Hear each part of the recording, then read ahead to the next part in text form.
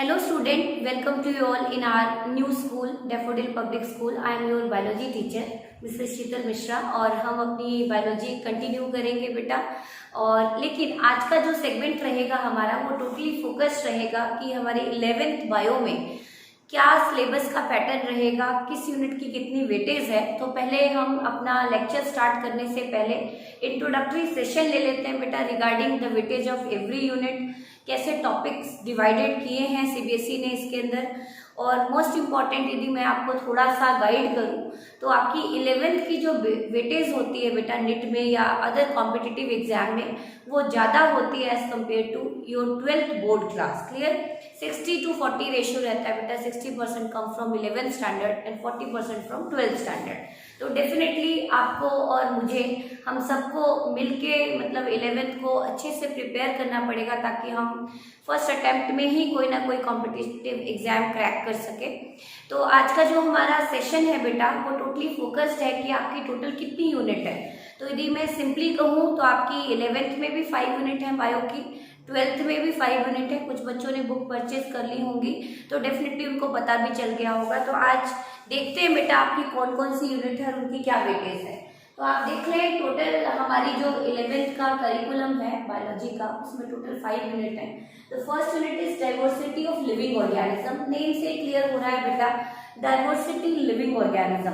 यदि मैं सिंपली कहूँ तो हम इसमें बायोलॉजी का कौन सा एस्पेक्ट पढ़ने वाले हैं? टैक्सोनॉमी।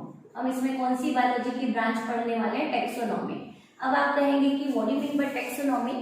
तो डेफिनेटली आप कोई भी स्पीसीज को देखते हैं तो पहले उसको आइडेंटिफाई करते हैं, फिर क्लासिफाई करते हैं, फिर नॉमेनक्लेचर करते हैं। तो लोअर सेक्शन में आप 5 किंगडम क्लासिफिकेशन पढ़ के आए हैं कि जो कंप्लीट लिविंग वर्ल्ड है इसको टोटल कितने किंगडम में डिवाइड किया गया? 5 किंगडम में। तो इन सबकी complete study identification, classification, nomenclature of every species जो अपने अर्थ पे एग्जिस्ट करती हैं उन सबकी स्टडी के लिए हम क्या टर्म यूज करते हैं? टैक्सोनॉमी।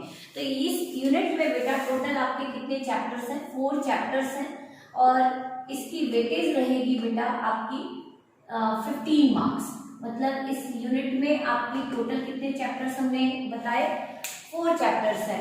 4 चैप्टर्स है और इसकी वेटेज कितनी बताई मैंने आपको? 15 मार्क्स। नेट के लिए कहूँ तो लगभग बहुत इंपॉर्टेंट यूनिट है और प्रीवियस ईयर का जो सिलेबस थोड़ा सा चेंज हुआ, रिड्यूस हुआ सीबीएसई के अकॉर्डिंग, तो इसकी वेटेज बढ़ा दी बेटा।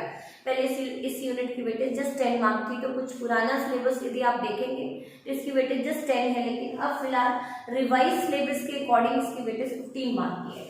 नाउ द नेक्स्ट यूनिट आपको नेम से ही क्लियर है, structural organisation in plants and animals. What do mean by structural organisation? यदि आप कोई भी प्लांट्स देखते हैं, एनिमल्स देखते हैं, इधर बिलोंग टू यूनिसेलर और मल्टीसेलर कैटेगरी, तो वो किससे मिलके बने हैं? यदि मैं आपको सिंपली कहूँ तो आप कोई भी प्लांट सपोज देख रहे हैं, किसी भी फ्लावरिंग प्लांट को आपने देखा तो आप सबसे पहले उसकी एक्सटर्नल फीचर स्टडी करेंगे या इंटरनल? तो आप आंसर देंगे डेफिनेटली मैम एक्सटर्नल फीचर। तो एक्सटर्नल फीचर की स्टडी के लिए हम टर्म यूज करते हैं बेटा मॉर्फोलॉजी।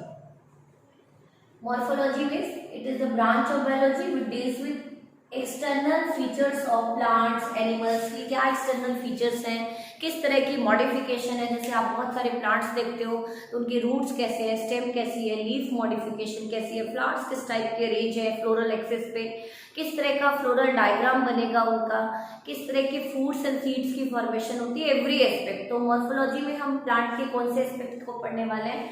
एक्सटर्नल फीचर्स को पढ़ने वाले हैं। आफ्टर डिस्कसिंग मॉर्फोलॉजी हम नेक्स्ट चैप्टर पे मूव करेंगे that deals with the anatomy. Anatomy आपको मेन टर्म्स बता दूं कि आपकी जो 11th की बायो है वो किस पे बेस्ड है। तो एनाटॉमी का मतलब ही होता है इंटरनल ऑर्गेनाइजेशन, कि इंटरनली कैसा स्ट्रक्चर होगा प्लांट्स में, एनिमल्स में, एवरी एस्पेक्ट। लेकिन आपका प्लांट एनाटॉमी है आपके सिलेबस में कि यदि हम किसी भी प्लांट का ट्रांसवर्स सेक्शन कट करते हैं, स्टेम का, रूट का, लीफ का, तो आपको इंटरनली कैसी अरेंजमेंट दिखाई देंगी, पेरेन्काइमा की, जाइलम की, फ्लोएम की, उन सारी अरेंजमेंट को डिटेल में पढ़ेंगे। The most important topic of this chapter secondary growth, कि जैसे जैसे प्लांट की एज बढ़ती है वैसे वैसे प्लांट की स्टेम की गर्थ बढ़ती जाती है, चौड़ाई बढ़ती जाती है, जिसको आपने कई बार देखा भी होगा कि जब हम टिम्बर को देखते हैं, किसी भी वुड लॉग को देखते हैं, तो उसमें आपको रिंग्स दिखाई देती है, जिससे हम प्लांट की एज को भी एस्टिमेट करते हैं। तो उसको भी हम डिटेल में पढ़ने वाले हैं कि किस तरह की एनुअल रिंग बनती हैं। तो anatomy deals with internal organisation. Now structural organisation, यदि मैं एनिमल की बात करूं, सिंपली दी ह्यूमन को लेके जाऊं बेटा, ह्यूमन को, कि हमारी बॉडी में कैसा लेवल ऑफ ऑर्गेनाइजेशन आपको नजर आता है, organ system level of organisation नजर आता है। यदि सिंपली देखें तो basic fundamental unit of living is cell, cell combine to form tissue, then organ and then organ system. तो यदि मैं सिंपली कहूँ तो जो ह्यूमन बॉडी है it is composed of 4 type of tissue. The epithelial tissue associated with protection, next one is connective tissue, third one is muscular tissue, and the most important जो सभी tissue को control and coordinate करती है, nervous tissue. तो simply यदि कहूँ तो human body कितने टाइप के टिश्यू से मिलकर बना है, 4 टाइप के टिश्यू। तो इस चैप्टर में हम मॉर्फोलॉजी और आपके एनाटॉमी पे फोकस करेंगे, और सीबीएसई ने इसमें कुछ सिलेबस रिड्यूस किया है बेटा, और उसकी जो वेटेज दी गई है जस्ट 8 मार्क्स। तो इस यूनिट की वेटेज को थोड़ा सा रिड्यूस कर दिया है, लेकिन फिर भी बहुत इंटरेस्टिंग यूनिट है, और आप पढ़ेंगे तो बहुत मजा आएगा कि किस तरह के adaptable features plant animals acquire करते हैं to survive in extreme condition. Now the next one is cell structure and function. बहुत ही इजी यूनिट, लेकिन नेट में सबसे ज्यादा वेटेज। मतलब यदि सिलेबस को देखें आप 11th का और थोड़ा नेट को देखें, वैसे both are pretty much same कि जो भी आपकी वेटेज होती है, लेकिन थोड़े से इसमें से क्वेश्चंस की जो डिमांड है नेट में ज़्यादा है, तो इसको बहुत ही, ऐसे तो हम सारे यूनिट को बहुत डिटेल में जाने वाले हैं। तो सेल स्ट्रक्चर एंड फंक्शन, इसके अंदर हम सबसे इंपॉर्टेंट पढ़ेंगे cell the fundamental unit of life, इसके बारे में पढ़ेंगे बेटा। तो इस चैप्टर में अपना, इस यूनिट में अपना फोकस रहेगा cytology, the study of every aspect of cell. Cell का साइज कैसा होता है, शेप कैसी होती है, ओरिजिन कैसे होती है, न्यू सेल फॉर्म कैसे होते हैं, क्या सभी स्ट्रक्चर्स, सेल के सभी स्ट्रक्चर सेम होते हैं, साइज इक्वल होता है। डेफिनेटली आंसर आने वाला है नो।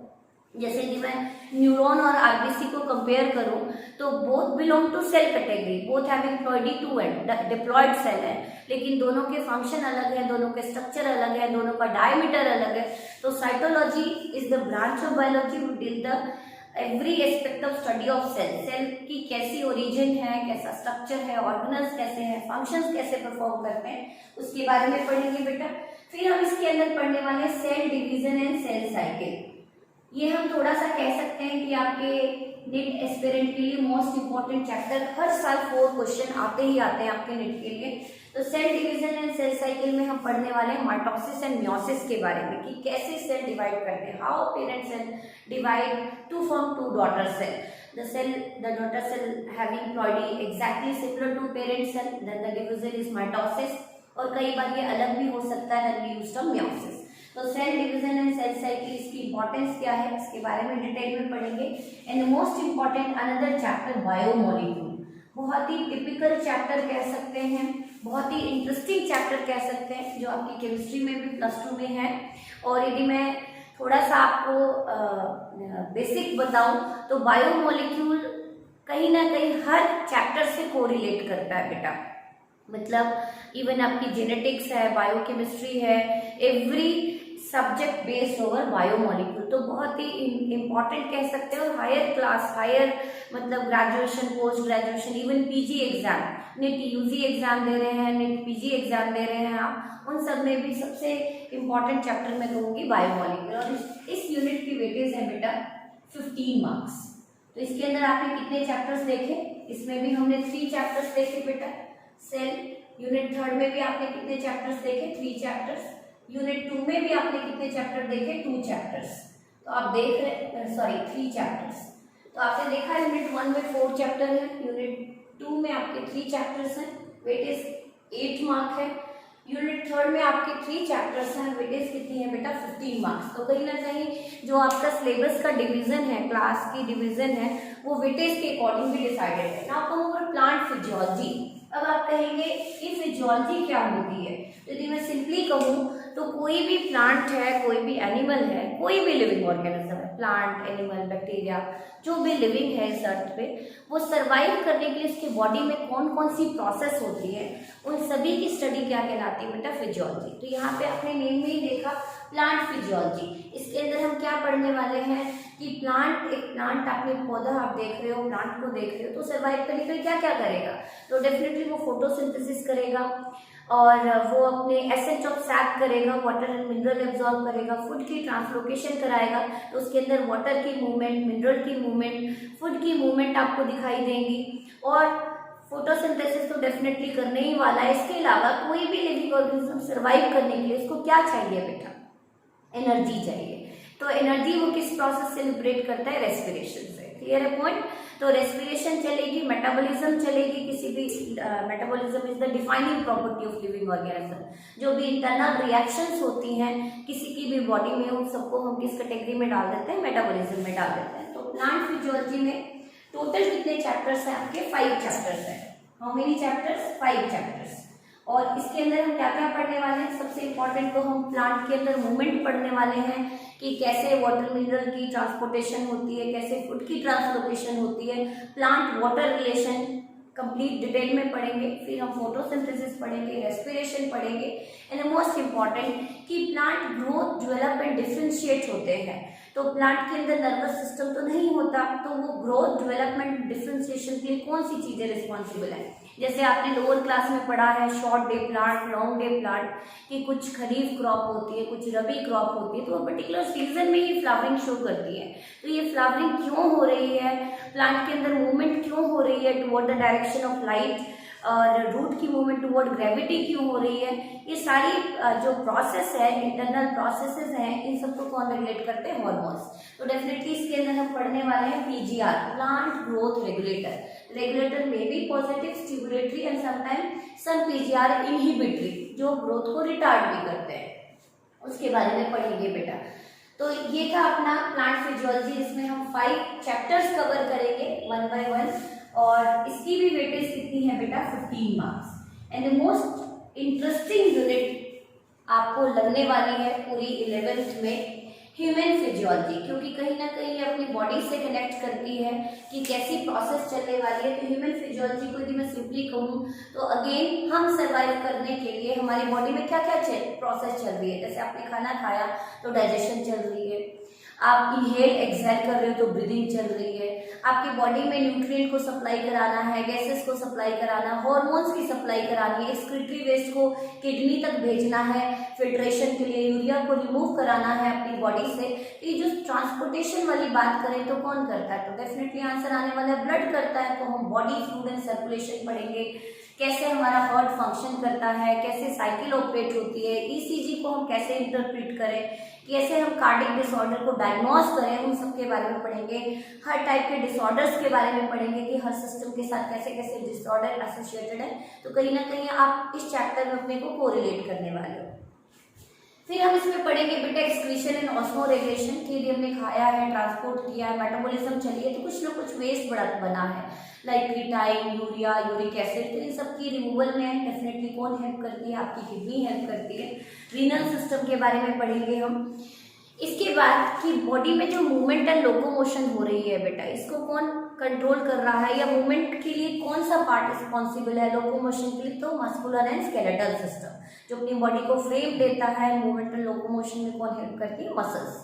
मसल्स कैसे रोल प्ले करती हैं? तो इसके अंदर एक इंटरेस्टिंग थ्योरी है स्लाइडिंग फिलामेंट थ्योरी, कि how muscles participate in contraction and relaxation and how in our body movement and locomotion take place. Clear?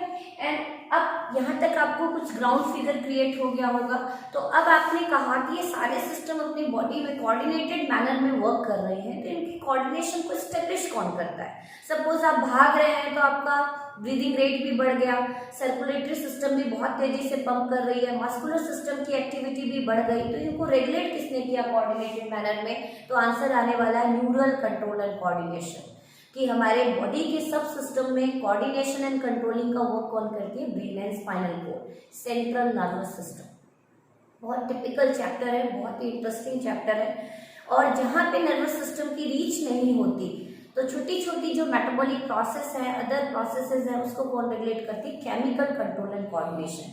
मतलब यदि मैं सिंपली कहूँ तो ह्यूमन सबसे एडवांस्ड मेमिलिया की कैटेगरी से बिलोंग करता है, क्योंकि अपनी बॉडी में 2 टाइप के कंट्रोल एंड कोऑर्डिनेशन सिस्टम है। First one is neural control and coordination system, chapter number 21, and last chapter number 22, chemical control and coordination, कि हॉर्मोन्स जो है बहुत ही लिमिटेड, वेरी फ्यू अमाउंट में अपनी बॉडी में रिलीज होते हैं, नैनोग्राम, माइक्रोग्राम, लेकिन बहुत ही डाइवर्स रोल प्ले करते हैं, और यदि माइनर सा भी चेंज आए, फ्लक्चुएशन आए इनके लेवल में, तो it lead to different type of disturbances. For example, thyroxine hormone which is released by our largest endocrine gland, thyroid, that is located in our neck region, यदि थोड़ा सा भी इसका लेवल अप एंड डाउन होता है तो अपनी body की कंप्लीट मेटाबॉलिज्म डिस्टर्ब हो जाती है। तो टोटल ह्यूमन फिजियो में भी हम देखें बेटा, तो इस यूनिट में सबसे interesting unit according to me और आपको भी लगने वाली है, 7 चैप्टर्स हैं, और इसकी वेटेज कितनी है बेटा? 17 मार्क्स। तो टोटल यदि मैं अकाउंट करूं तो 17 मार्क्स का आपका theory, that is theory portion बेटा, और 30 मार्क का आपका प्रैक्टिकल पार्ट आएगा, जो हम अपने लेबोरेटरी में करने वाले हैं जब आपके स्कूल रीओपन होंगे। और टोटल यदि चैप्टर्स को यदि आप काउंट करें तो टोटल चैप्टर्स कितने हैं आपके? 22 चैप्टर्स। थोड़ा सा वास्ट सिलेबस हम कह सकते हैं बेटा, लेकिन यदि आप अच्छे से कोलैबोरेट करेंगे, अच्छे से रिस्पॉन्ड करेंगे, तो हम बहुत ही एनर्जेटिक वे में अपना कंप्लीट सिलेबस करेंगे। सिर्फ सिलेबस करना ही मेन मोटिव नहीं है हमारा, कि इस ढंग से करेंगे कि हम कोई ना कोई कॉम्पिटिटिव एग्जाम फर्स्ट अटेम्प्ट में क्लियर कर सके। तो इन टुमारो ऑनवर्ड हम यूनिट स्टार्ट करने वाले हैं, जो बेसिक यूनिट है, जो बहुत इजी यूनिट है। तो कल हम चलेंगे बेटा यूनिट नंबर 3 के साथ, जो आप लोगों ने थोड़ा बहुत 9th क्लास में आप पढ़ के आए हैं। तो कल हम स्टार्ट करने वाले हैं structure and cell structure and function, cytology का पोर्शन हम डिस्कस करने वाले हैं। Thank you so much.